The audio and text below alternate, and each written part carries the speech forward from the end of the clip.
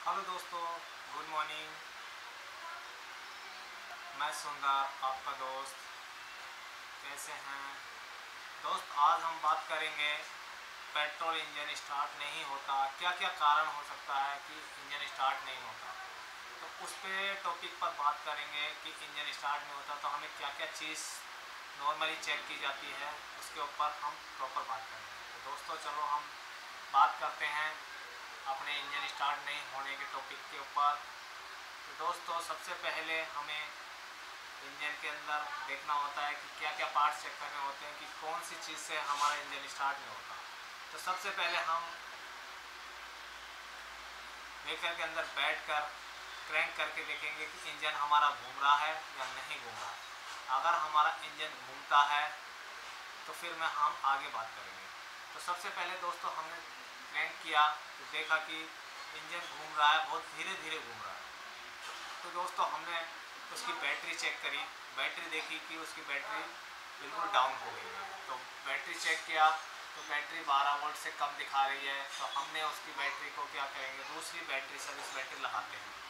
तो दोस्तों हमने सर्विस बैटरी लगाई, लगाने के बाद में हम चेक करेंगे कि गाड़ी स्टार्ट होती है नहीं होती है। तो हमने देखा कि इंजन तो प्रॉपर घूम रहा है बट हमारा इंजन स्टार्ट नहीं हो रहा। तो अब हम क्या चेक करेंगे, तो सबसे पहले हम देखेंगे कि व्हीकल के अंदर फ्यूल है या नहीं है। तो अब हम देखते हैं कि हमारा फ्यूल, अगर फिर उसके हम इग्निशन ऑन करके देखेंगे मीटर के अंदर फ्यूल चेक दिखा रहा है। अगर अगर हमारी गाड़ी के अंदर फ्यूल का लेवल दिखाता है तो अब हम उसका फ्यूल लाइन चेक करेंगे कि फ्यूल लाइन में तेल आ रहा है या नहीं आ रहा।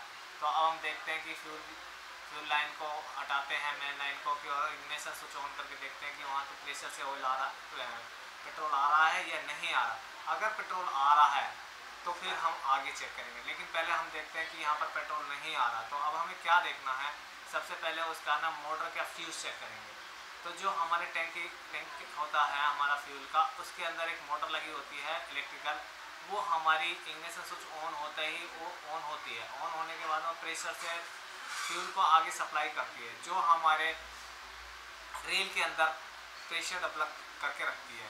अब हम देखते हैं कि दोस्तों कि वहाँ पे हमारा तेल नहीं आ रहा रेल प्रेशर तक।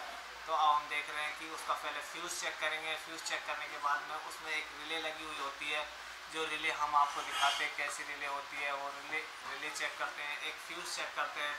दोनों को चेक करने के बाद में अब हम आगे प्रोसेस करते हैं। तो सबसे पहले हमने उसका 10 एम्पियर का फ्यूज़ चेक कर लिया, फ्यूज़ ओके है। तो अब हम उसका ना रिले चेक करेंगे। रिले देखिए हमने दूसरी रिले लगा के देख लेंगे। रिले भी लगाने के बाद में भी हमारा फ्यूल नहीं आ रहा। अगर फ्यूल नहीं आ रहा तो फिर हम आगे जाएंगे, उसकी टैंक को उतारेंगे। टैंक को उतारने के बाद में उसके अंदर एक मोटर लगी हुई होती है, वहाँ पे हम वोल्टेज सप्लाई चेक करेंगे कि वहाँ पे वोल्टेज सप्लाई आ रही है या नहीं है। अगर वहाँ पे 12 वोल्ट की वोल्टेज सप्लाई आ रही है टंकी के ऊपर, तो हमें पता लगा कि हमारी वायरिंग के यहाँ तक सप्लाई ओके है। तो हमारी मोटर में प्रॉब्लम आ रही। जो कंपनी ने डेंसो कंपनी की मोटर लगाती है, जो फ्यूल के अंदर टैंक होता है उसमें मोटर भी कई बार क्या होती है, कम तेल के अंदर वो जल जाती है।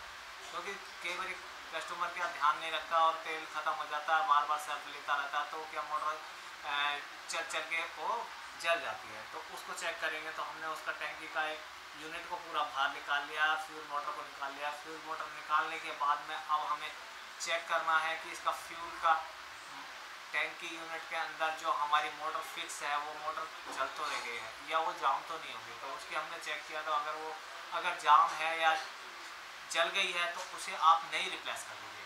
नई रिप्लेस करने के बाद में फिर उस टंकी को आप प्रॉपर इंस्टॉल कर दीजिए। इंस्टॉल करने के बाद में फिर आप आगे वहीं पे ना रेल के ऊपर जाके चेक कीजिए इग्निशन ऑन करके कि वहाँ पे प्रेशर आ रहा है। अगर तेल प्रेशर से आ रहा है तो आपका इंजन स्टार्ट होगा। अगर प्रेशर तेल नहीं आ रहा तो आपको फिर और प्रॉपर चेक करना है कि उसकी फ्यूल लाइन कहीं से जाम तो नहीं होगी है। अगर फ्यूल लाइन पे जाम हो गई है तो उसको हवा देके उसको क्लीन कर लीजिएगा। उसके बाद में आपको दोस्तों अगर आपके पास फ्यूल प्रॉपर आने लग गया प्रेशर से रेल के अंदर, तो अब आप इंजन को स्टार्ट करके देखिए फिर भी स्टार्ट नहीं हो रहा, तो फिर आपको आगे का प्रोसेस चेक करना होगा। हो सकता है आपके इंजेक्टर लॉक हो गए हों। तो उन इंजेक्टर अगर आपके ख़राब हो जाते हैं, जो जैसे 3 सिलेंडर इंजन है, जैसे मारुति वैगन आर हो गया, अल्टो हो गया, 800 हो गया, या स्विफ्ट है, स्विफ्ट के अंदर 4 सिलेंडर, तो उनके अंदर एक एक इंजेक्टर्स लगे हुए थे। वो क्या होता है कई बार है ना, ख़राब तेल होने के कारण वो भी चौक हो जाते हैं। चौक हो जाने से गाड़ी हमारी स्टार्ट नहीं होती, तो ये भी एक बहुत बड़ा कारण है। तो उसके लिए क्या करना, आपको रेल खोल के नहीं, उसके इंजेक्टर खोल लेने हैं और उनमें रिंग लगी होती है, उनको निकाल लीजिए। और उसके बाद में उन्हें ना एक हमारे जो इंजेक्टर चेक करने की मशीन होती है, उस इंजेक्टर चेक करने वाली मशीन पर उसे लगाइए, और लगाने के बाद में उनका प्रेशर से उनका प्रॉपर तरीके से क्लीन कर लीजिए। जो कि एक क्लीनर आता है, उस क्लीनर से उसका इंजेक्टर हमारे क्लीन हो जाते हैं। अगर क्लीन हो जा रहे हैं तो ठीक है, नहीं तो आपको इंजेक्टर रिप्लेस कर दीजिएगा। तो दोस्तों इस तरीके से आपकी गाड़ी का ना स्टार्टिंग की प्रॉब्लम आती है, तो ये प्रॉब्लम होती है।